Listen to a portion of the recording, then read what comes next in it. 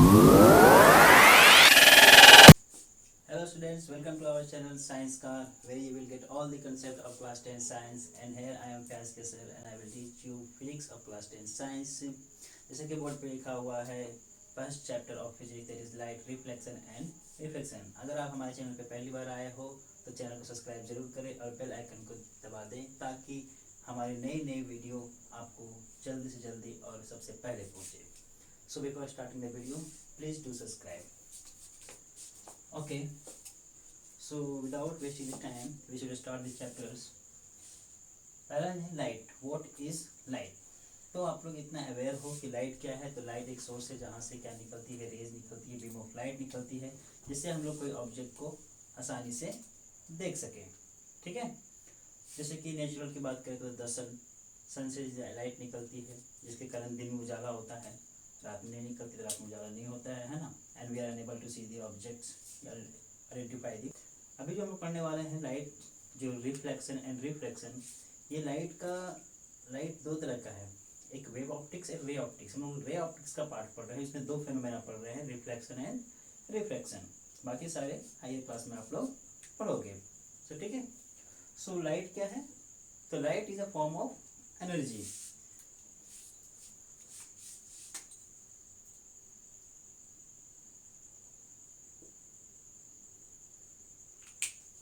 Light, it is a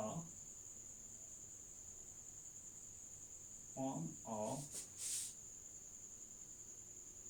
energy which gives us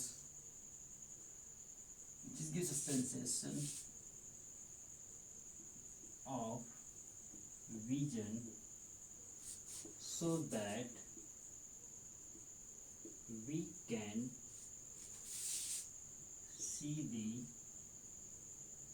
objects। ये simple definition है जो कि आपको बुक में भी मिल जाएगा। बट ये सवाल ये है कि ये एनर्जी कैसे है ना, ये लाइट एनर्जी कैसे है?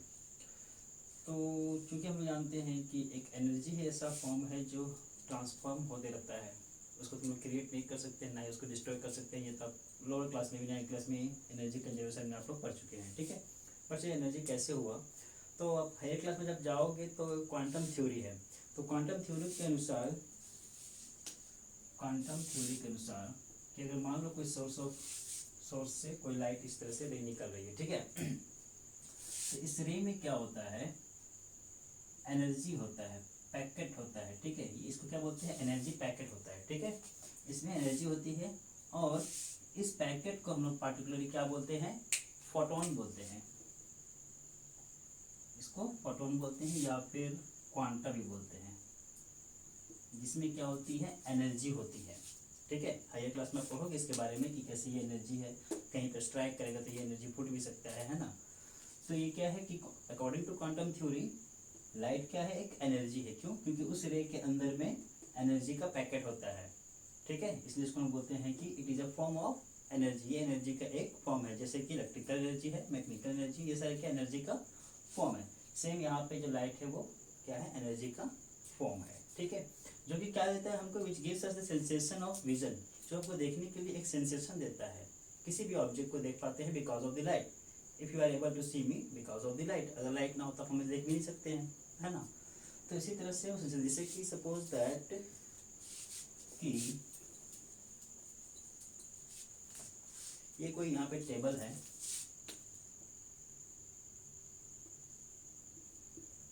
ठीक है, इस टेबल पे क्या रखा हुआ है, बुक रखा हुआ है। इस टेबल पे बुक रखा हुआ है। इस बुक को हम तभी देख पाएंगे अगर हम यहाँ पे सोर्स है, यहाँ से हम तभी देख पाएंगे जब इस बुक पे कोई सोर्स ऑफ लाइट फॉल कर रहा हो, इस तरीके से। ठीक है, फॉल कर रहा हो तो ये स्ट्राइक करने के बाद फिर ये रिफ्लेक्ट होते हुए हमारे आई के पास आ रहा है। ठीक है, ये इस तरह से हमारे आई के पास आ रहा है, जिसके कारण हम इस ऑब्जेक्ट को देख पाते हैं। ये हम इस ऑब्जेक्ट को देख पा रहे हैं, क्यों? क्योंकि लाइट के कारण। तो कोई भी ऑब्जेक्ट को हम लोग देख पाते हैं बिकॉज ऑफ लाइट, इसलिए उन्होंने लिखा है क्या है, विच gives us the sensation of vision, जो हमें देखने के लिए एक सेंस देता है। ठीक है, सो डेफिनेशन के अनुसार हमारा यही है कि light is a form of energy which gives us the sensation of vision. Now for example the sun, stars, bulb, candle, etc। ठीक है, ये बहुत सारे एग्जाम्पल हो सकते हैं जिसमें से कुछ नेचुरल है, कुछ आर्टिफिशियल है। ठीक है, सो नेक्स्ट पॉइंट जो है हमारा है वो properties of light, which is very important. Properties of light क्या है? ठीक है,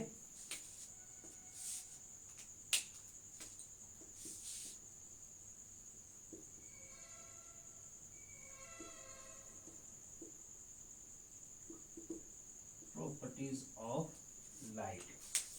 पहला जो प्रॉपर्टी है वो बहुत इंपॉर्टेंट प्रॉपर्टी है, that is it has a dual nature. इसके पास दो नेचर है, that is wave nature and particle nature. मतलब किसी लाइट के पास दो नेचर होता है, वेव नेचर होता है, पार्टिकल नेचर होता है। और ये बताया कौन? तो बहुत ही फेमस साइंटिस्ट 17वीं सेंचुरी की हैं, आप क्लास 12 में पढ़ोगे, हाइगन्स के बारे में।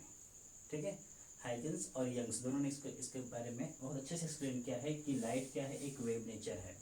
और ये पार्टिकल नेचर के बारे में कौन बताया?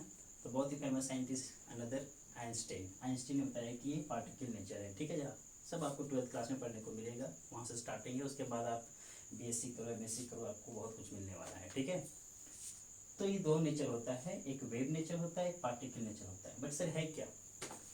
सो समझे कैसे जाए, तो मैं एक सिंपल से एग्जांपल देने की कोशिश कर रहा हूँ, उसको आप समझने की कोशिश कीजिएगा। ठीक है, सपोज दैट कि आप क्रिकेट खेल रहे हो और आप बॉलिंग कर रहे हो। ठीक है, तो ये बॉल मोशन में होगा। ठीक है, क्योंकि आप जब खेल रहे हैं तो वहाँ पर मीडियम क्या है? एयर है। तो जब ये बॉल मोशन में होगा तो एयर कुछ इस तरह से निकलेगा और ये बॉल आ रहा है मोशन में। ठीक है, और यहाँ बैट्समैन बैटिंग कर रहा है। ठीक है, ये बॉल क्या होगा? यहाँ पे आके हिट करेगा, मतलब बैट्समैन उस बॉल को हिट करेगा। तो बैट्समैन जब बॉल को हिट करेगा तो उसका डायरेक्शन चेंज होगा, ऑब्वियसली चेंज होना है ना। चाहे तो उसकी स्पीड बढ़ जाए या घट जाए, ये डिपेंड करता है कि यहाँ से कितना फोर्स उस पर लग रहा है। अगर ज़्यादा फोर्स लगा तो उसकी स्पीड बढ़ जाएगी। ठीक है, ऐसे कुछ जाते हुए देखिए कि इधर से जा रहा है तो एयर जो है वो इधर आ रहा है। तो यहाँ पे जो गौर करने वाली बात है, ये जो है ये एक वेव नेचर शो कर रहा है और ये एक पार्टिकल नेचर शो कर रहा है। वैसे ये कोई प्रूव या एक्सपेरिमेंटल वेरीफाइड नहीं है, ये मैं अपने से बता रहा हूँ कि आप कैसे इसको महसूस कर सकते हैं, कि जान सकते हैं कि ये वेव नेचर है और ये पार्टिकल नेचर है। ओके, सो इतना आपको समझ में आ गया होगा कि लाइट का दो नेचर होता है, वेव नेचर और particle nature. Now second point which is very important, that it does not require any medium. Light को ट्रेवल करने के लिए कोई भी मीडियम की ज़रूरत नहीं होती है। It does not require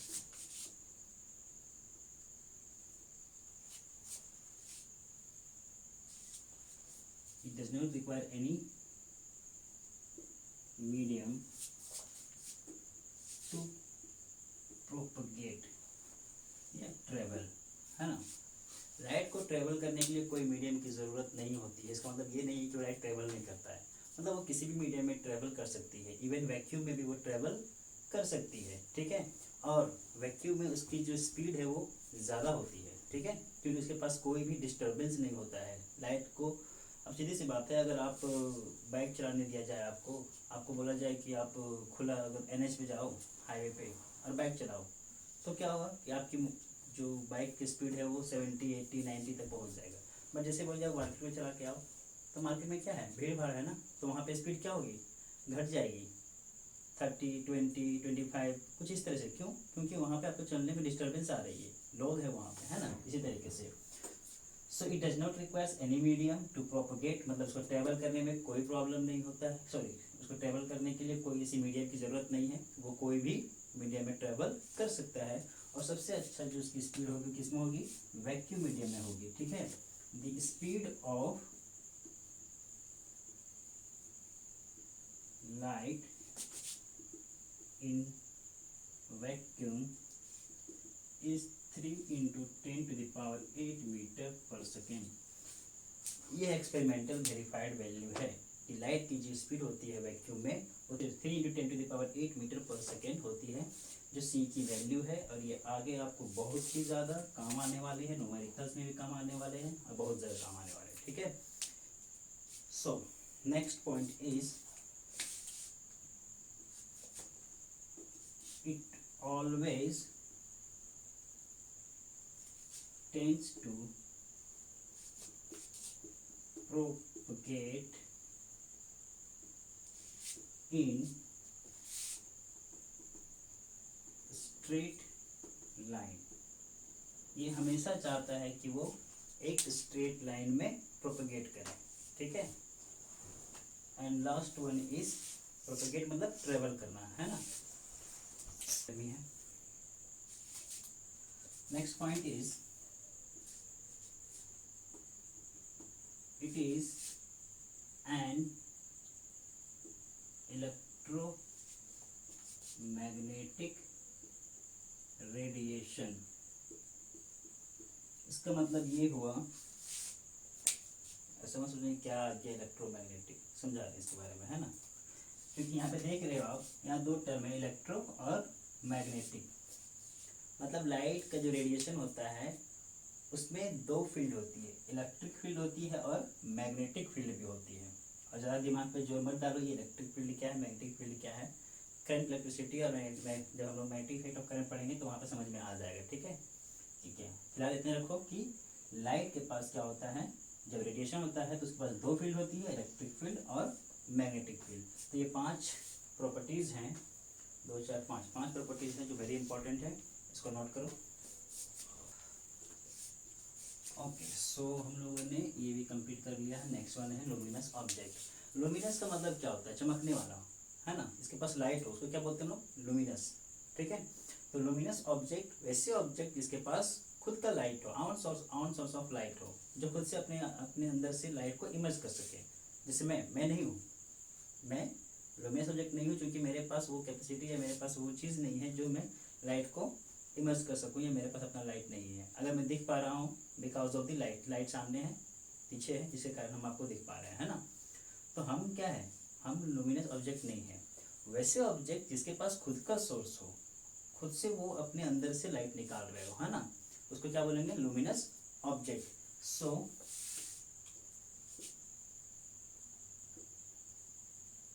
luminous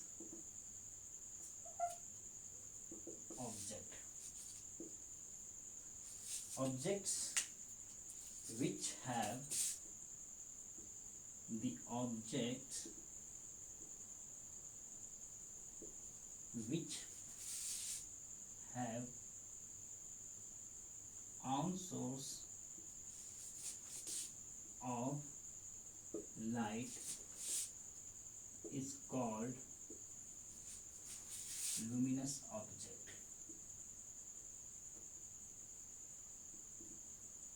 For example,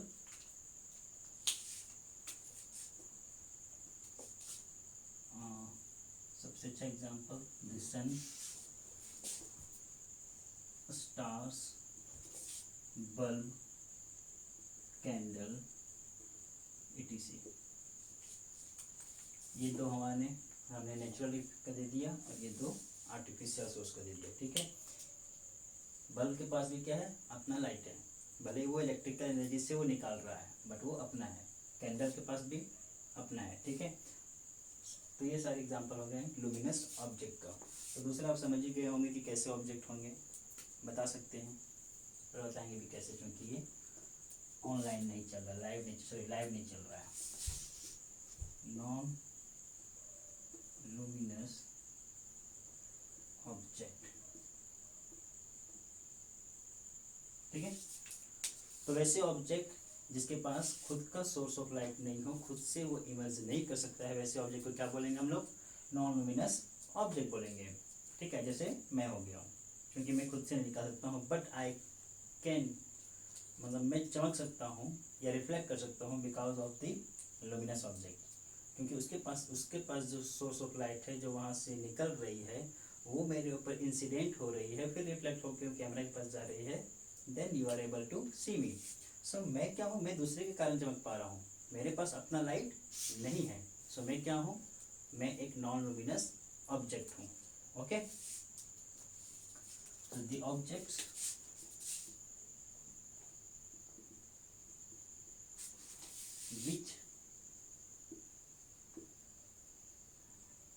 which does not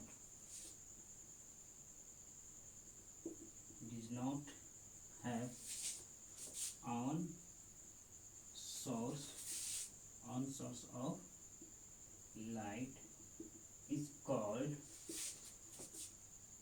non luminous objects। ठीक है, for example plastic, would, metals and etc, बहुत सारे हो सकते हैं। ठीक है, ह्यूमन बीइंग भी हो सकता है ना। तो ये हो गया luminous and non luminous object. Next one is very important, reflection of light, जो कि समझ लो कि चैप्टर हम लोग स्टार्ट करने वाले हैं। अभी तक ये सारे इंट्रोडक्शन पार्ट था। ठीक है, so now before starting the reflection of light, just pause the video, note down. Next है रिफ्लेक्शन ऑफ लाइट, जो कि बहुत इंपॉर्टेंट है इस चैप्टर के लिहाज से, एग्जाम पर्पस के व्यू से भी। ठीक है, रिफ्लेक्शन ऑफ लाइट को समझने से पहले हमको दो तीन चीज़ समझना पड़ेगा।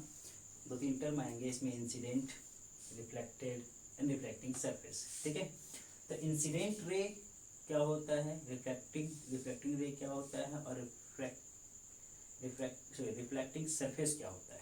ठीक है, तो अगर कोई लाइट जल रही है, लाइट अगर ग्लो कर रहा है, तो वहाँ से लाइट क्या हो रहा है, हमारे ऊपर इंसिडेंट हो रहा है, फॉल हो रहा है। तो अगर लाइट जहाँ फॉल हो रही है उसको हम बोलेंगे इंसिडेंट लाइट। सो क्या है कि जब बल्ब ग्लो कर रहा है तो वहाँ से लाइट निकल रही है, हम पे इंसिडेंट हो रही है, तो उसको क्या बोलेंगे, इंसिडेंट लाइट बोलेंगे। और फिर जब हमसे रिफ्लेक्ट हो रही है, हमसे टकराने के बाद, स्ट्राइक होने के बाद जो निकल रही है, उसको क्या बोलेंगे हम लोग, reflected ray. So for example कि हमारे पास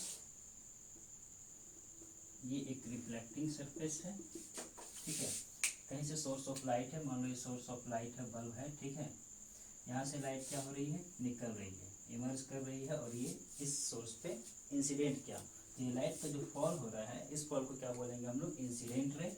और फिर यहाँ से वो रिफ्लेक्ट कर रहा है, कहाँ से, रिफ्लेक्टिंग सरफेस से। ये क्या है, रिफ्लेक्टिंग सरफेस। ये क्या है, रिफ्लेक्टेड रे है, और ये इंसिडेंट रे है।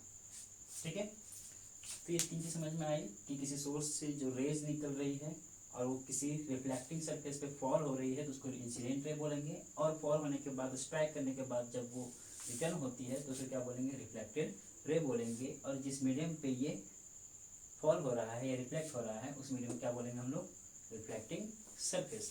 तो टोटली ये क्या है, ये एक फेनोमेना है।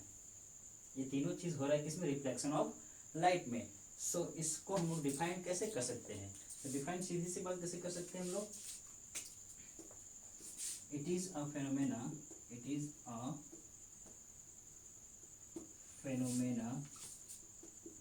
इन विच a ray of light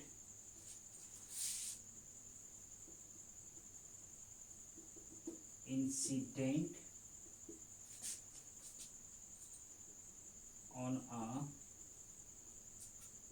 reflecting surface, then it returns back in same medium. मतलब कोई रे ऑफ लाइट, ये क्या है, एक फेनोमेना है, एक क्रिया है जिसमें कोई रे ऑफ लाइट इंसिडेंट करता है रिफ्लेक्टिंग सरफेस पे, और फिर उसी मीडियम में वो रिटर्न हो जाता है। तो इस फेनोमेना क्या बोलते हैं, रिफ्लेक्शन ऑफ लाइट बोलते हैं। Okay, so today's class in, क्योंकि हमने सारे पॉइंट क्या कर लिए, कवर कर लिए हैं। अगर ये वीडियो आपको अच्छा लगा हो या फिर कहीं पे अगर डाउट हो, किसी क्वेश्चन में कोई भी कंसेप्ट में डाउट हो, तो आप कमेंट सेक्शन में जाके कमेंट कर सकते हैं, पूछ सकते हैं, हम वहाँ अवेलेबल हैं। एंड अगर अच्छा लगा हो तो अपने फ्रेंड्स के साथ में ज़रूर शेयर करें, और अभी तक हमारे चैनल को आपने अगर सब्सक्राइब नहीं किया, सब्सक्राइब करें और बेल आइकन को ज़रूर दबाएं, ताकि नया वीडियो आपके पास जल्दी से जल्दी पहुंच सके और तुरंत पहुंच सके। ठीक है, okay, so today's class over, thank you.